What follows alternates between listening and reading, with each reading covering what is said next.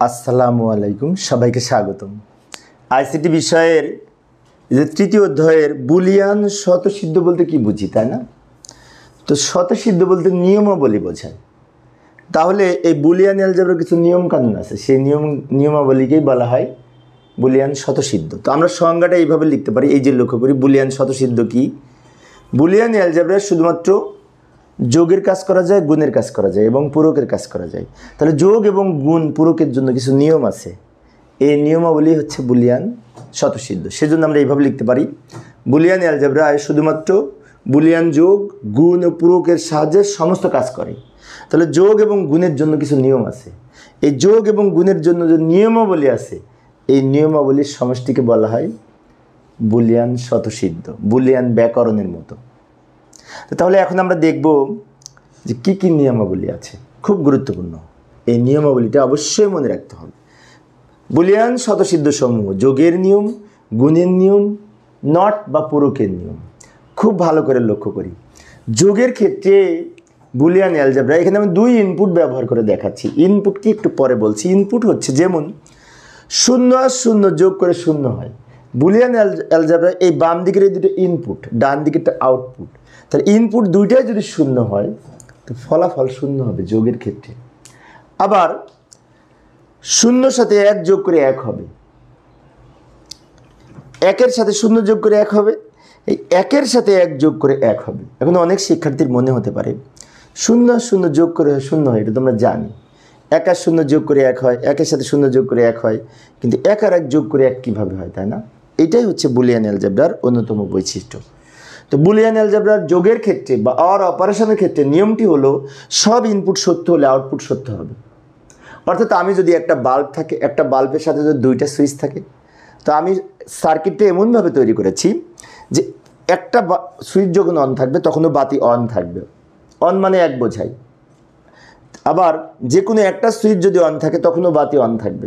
দুইটাই যখন বন্ধ থাকবে তখনই বাতি বন্ধ, বাল্ব বন্ধ মানে 0। আবার দুইটা বাল্বই যখন জ্বলবে তখনও বাল্ব জ্বলবে। দুইটা বাতি যখন আমি অন করব, দুইটা সুইচে যখন অন করব তখনও বাল্ব অন থাকবে। সেই জন্য অর অপারেশনের ক্ষেত্রে বলা হয় দুইটা ইনপুট যদি 1 হয় যোগ করে আউটপুট 1 হবে। অর্থাৎ সব ইনপুট যদি 1 হয় যোগ করে আউটপুট 1 হবে।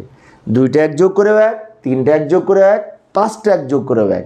এই অর গেটের একটা বৈশিষ্ট্য, বিষয়টি খেয়াল রাখবো। এবার গুণের ক্ষেত্রে বলা হয় 0 আর 0 গুণ করে 0। এখানে কিন্তু আমি যদিও বলছি 0 ইন্টু 0, আসলে এটা পড়তে হয় এইভাবে 0 অ্যান্ড 0, এই ইন্টুটাকে অ্যান্ড পড়তে হয়। এখানে এইভাবে পড়তে হয় 0 অর 1, অর পড়তে হয় লজিক গেটের ভাষায়। যোগকে অর বলে আর গুণকে অ্যান্ড বলে।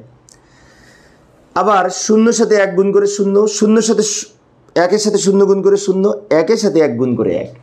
অ্যান্ড গেটের বৈশিষ্ট্য হচ্ছে একটা সুইচ যদি অন থাকে দুইটার মধ্যে বাল্ব জ্বলবে না, দুইটাই অন থাকা লাগবে। আর অর গেটের বৈশিষ্ট্য হচ্ছে যে কোনো একটা যদি 1 হয় আউটপুট 1 হবে, সব ইনপুটে 1 হলেও আউটপুট 1 হবে। এবার সে নট অপারেশনের ক্ষেত্রে বলা আছে 0-এর উপরে যদি নট হয় ফলাফল হয় 1, আর 1-এর উপরে যদি নট হয় ফলাফল হয় 0। মানে আমি যদি সুইচ অফ করি বাল্ব জ্বলবে, অনেকটা ইনভার্টারের কাজ করে। আবার সুইচ অন থাকলে বাল্ব বন্ধ থাকবে।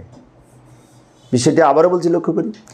নট অপারেশনের বৈশিষ্ট্য হচ্ছে 0-এর উপরে যদি নট লাগানো হয়, 0-এর উপরে যদি পূরক হয় তা আউটপুট হবে 1, আর 1-এর উপরে যদি নট হয় আউটপুট হবে 0। ওই যে ওয়ান্স কমপ্লিমেন্টের মতো, 1-এর পরিপূরকের মতো। 1-এর পরিপূরকে যেমন 0 থাকলে 1 হয়, 1 থাকলে 0 হয়। ইতিপূর্বে আমরা 2-এর পরিপূরক করার সময় আলোচনা করেছি। তো এই হচ্ছে বুলিয়ান স্বতঃসিদ্ধ, যোগের নিয়ম, গুণের নিয়ম এবং পূরকের নিয়ম। আমরা যখন এই লজিক ফাংশন সরলীকরণ করব তখন কিন্তু এইগুলোর খুব ব্যবহার হবে। তো এইগুলো অবশ্যই মনে রাখার চেষ্টা করব। পরিশেষে সবাই ভালো থাকবে এবং সুস্থ থাকবে, এই কামনায় খোদা হাফেজ।